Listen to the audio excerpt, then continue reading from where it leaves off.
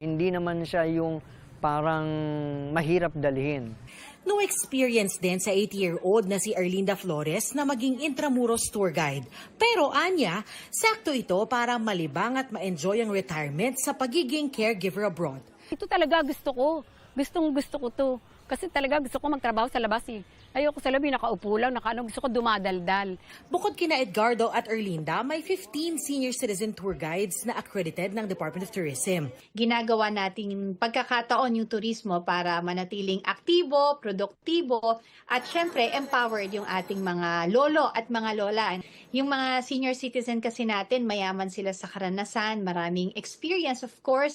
Hindi biro ang training para maging accredited tour guide. Kailangan pa namin mag-seminar for 1 week at saka yung fit to work.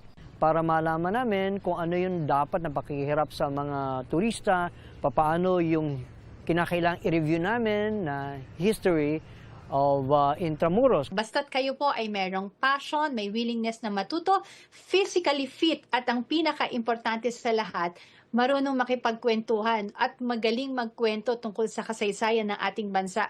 Pasok na pasok po kayo dito sa programa ng Department of Tourism.